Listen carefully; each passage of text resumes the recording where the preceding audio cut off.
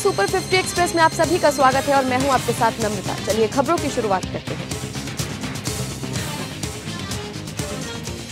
बिहार की सियासत गरमाई, नीतीश कुमार ने ली बिहार के मुख्यमंत्री पद की शपथ, छठी बार बने मुख्यमंत्री। गौरव की बुधवार रात सीएम नीतीश ने दे दिया था अपने पद से इस्तीफा, लालू के साथ गठबंधन तोड़ बीजेपी से मिलाया हाथ। इससे पहले तेजस्वी यादव ने शपथ ग्रहण समारोह को रद्द करने की उठाई थी मांग, लेकिन राज्यपाल ने आरजेडी की इस मांग को कर दिया था खारिज। नीतीश कुमार के बाद बिहार के उप मुख्यमंत्री के पद के रूप में सुशील मोदी ने ली शपथ। बिहार में नीतीश कुमार के साथ मिलकर बीजेपी सरकार बनाने की तैयारी में, इस पर सपा अध्यक्ष अखिलेश यादव ने ली चुटकी। अखिलेश ने फिल्मी लाइन के अंदाज में लिखा, नाना करते प्यार तुम्ही से कर बैठे, करना था इनकार मगर इकरार तुम्ही से कर बैठे।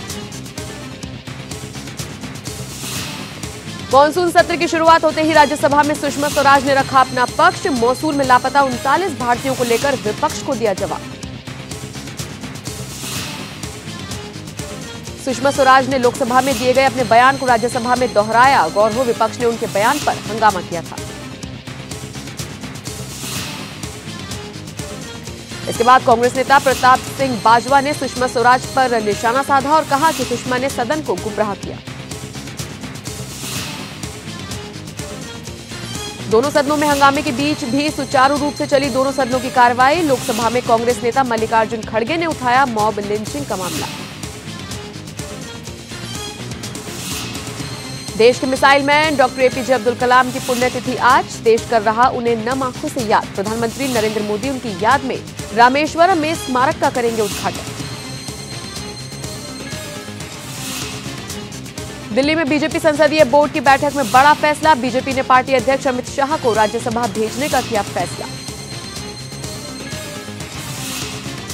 इसी के साथ बैठक में तय हुआ कि स्मृति ईरानी भी गुजरात से ही राज्यसभा जाएंगी। उपराष्ट्रपति चुनाव में एनडीए के उम्मीदवार एम वेंकैया नायडू ने बीजेपी कार्यकर्ताओं को दिया संदेश, कहा पार्टी मां की तरह होती है और उन्हें उसे कभी नहीं भूलना चाहिए। नए राष्ट्रपति रामनाथ कोविंद के शपथ ग्रहण के बाद पढ़े गए भाषण को लेकर राज्यसभा में कल जबरदस्त हंगामा। राष्ट्रपति ने दीनदयाल उपाध्याय की तुलना महात्मा गांधी से किए जाने पर हुआ हंगामा। Army chief general Bipin Rawat पर आपत्तिजनक टिप्पणी करने के मामले में दिल्ली की पूर्व मुख्यमंत्री शीला दीक्षित के बेटे संदीप दीक्षित के खिलाफ एफआईआर दर्ज। गौर हो, कुछ दिन पहले कांग्रेस नेता संदीप दीक्षित ने सेना प्रमुख को सड़क का गुंडा बताया था। दिल्ली से कोलकाता आ रही पूर्वा एक्सप्रेस में एक यात्री के खाने में मिली छिपकली, यात्री ने रेल मंत्री सुरेश प्रभु को टैग कर फोटो किया ट्वीट। कैग ने हाल ही में रिपोर्ट जारी की थी कि रेलवे का खाना खाने लायक नहीं है, जिस पर काफी बवाल भी मचा था। भीषण बाढ़ की मार झेल रहे असम राज्य सरकार ने केंद्र सरकार से 2,939 करोड़ रुपए की अंतरिम राहत राशि की मांग की। सुप्रीम कोर्ट की दिल्ली सरकार को लताड़, कहा पटाखों पर दिशा निर्देश तय करने में हमारे आदेश की क्या जरूरत।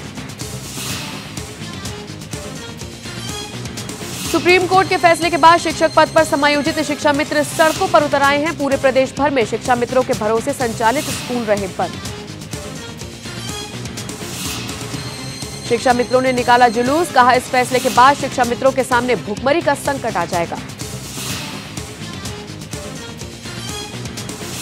आतंकियों को फंडिंग कर कश्मीर में हालात बिगाड़ने के मामले में एनआईए ने अलगाववादी नेता शब्बीर शाह को कश्मीर से किया गिरफ्तार। कल विदेश मंत्री सुषमा स्वराज ने लोकसभा में दिया था बयान, मौसूल में गायब 39 भारतीयों के मारे जाने को लेकर उनके पास किसी भी सूचना से उन्होंने किया था इनकार।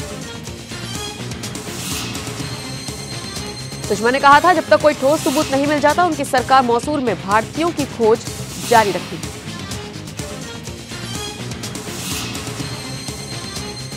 सुप्रीम कोर्ट में आधार मामले में गोपनीयता के मुद्दे पर हुई बहस, दोनों पक्षों की ओर से दी गई दलीलें।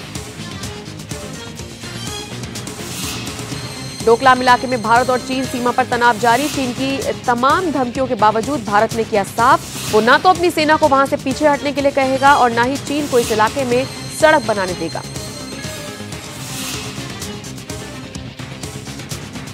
₹200 का नोट लाने की तारीख लगभग तय। सूत्रों से मिली जानकारी के तहत अगले महीने ₹200 के नए नोट किए जाएंगे जारी। सुप्रीम कोर्ट के मौजूदा दूसरे सबसे सीनियर जस्टिस दीपक मिश्रा देश के नए चीफ जस्टिस हो सकते हैं। मौजूदा चीफ जस्टिस जगदीश सिंह खेर ने नए सीजेआई के लिए जस्टिस मिश्रा के नाम की सिफारिश।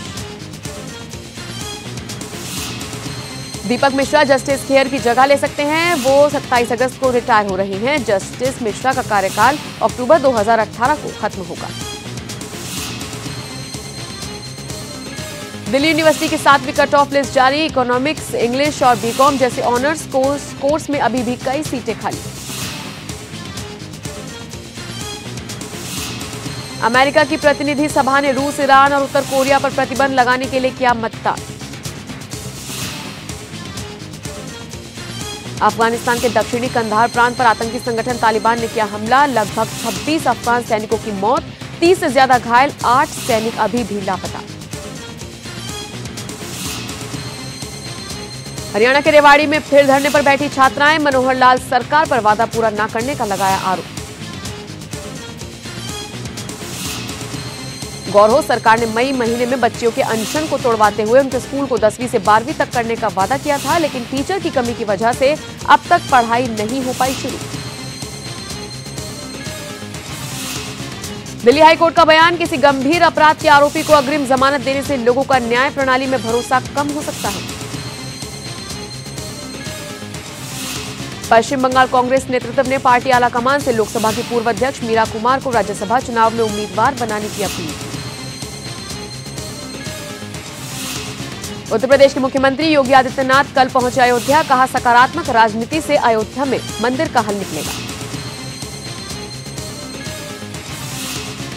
अयोध्या दौरे पर गए सीएम योगी ने कहा कि अयोध्या ने देश को एक पहचान दी है। गौरव योगी अयोध्या में परमहंस रामचंद्र दास को श्रद्धांजलि देने के लिए आयोजित की गई सभा में हिस्सा लेने पहुंचे थे। तमिलनाडु के स्कूल्स, कॉलेजेस सहित अन्य सरकारी संस्थानों में राष्ट्रीय गीत वंदे मातरम का गायन किया गया अनिवार्य। मद्रास हाईकोर्ट ने सुनाया फैसला। अन्ना द्रमुक नेता शशिकला को जेल में कथित तौर पर विशेष सुविधा मिलने पर अधिकारी द्वारा सौंपी गई थी रिपोर्ट, जारी हुआ नोटिस। राव द्वारा रूपा को भेजे गए नोटिस की एक कॉपी सामने आई है, जिसमें कहा गया है आपको 3 दिन के अंदर सभी बड़े अखबारों में एक माफीनामा प्रकाशित करना होगा। करण जौहर को लेकर रणबीर कपूर का बयान, कहा वो कॉफी विद करण शो में कभी नहीं जाएंगे क्योंकि करण जौहर अपने शो पर हर स्टार को इतना सहज महसूस करा देते हैं कि वो भूल जाता है कि उसे लाखों करोड़ों लोग देख रहे हैं। अपने काम से छुट्टी लेकर सैफ और करीना निकले छुट्टी पर। मुंबई एयरपोर्ट पर सैफ, करीना और उनके प्यारे बेटे तैमूर को किया गया स्पॉट। मधुर भंडारकर की फिल्म हिंदू सरकार की रिलीज पर रोक लगाने के लिए सुप्रीम कोर्ट से लगाई गई गुहार। ये पिटीशन संजय गांधी की बेटी होने का दावा करने वाली प्रिया सिंह पॉल ने की फाइल। महिला वर्ल्ड कप में शानदार प्रदर्शन करने वाली भारतीय टीम का पूरे देश में सम्मान। खेल मंत्री विजय गोयल ने नई दिल्ली में पूरी टीम का किया सम्मान। इसके बाद बीसीसीआई की ओर से भी टीम को किया जाएगा सम्मानित। रेल मंत्री सुरेश प्रभु भी करेंगे टीम इंडिया को सम्मानित। श्रीलंका के खिलाफ पहले टेस्ट के पहले दिन भारतीय टीम की स्थिति बेहद मजबूत। पहले दिन स्टंप्स के समय टीम इंडिया का स्कोर 3 विकेट पर 399 रन। दुनिया भर में शोहरत हासिल कर चुकी भारत की इकलौती घरेलू hockey league hockey India league का अगले साल नहीं होगा आयोजन।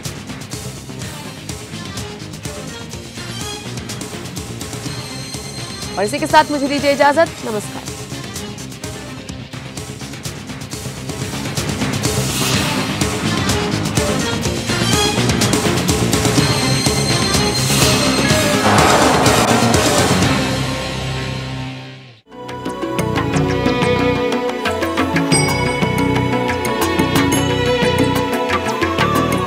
सर्वधर्म संगम, धर्म के सच्चे प्रहरी।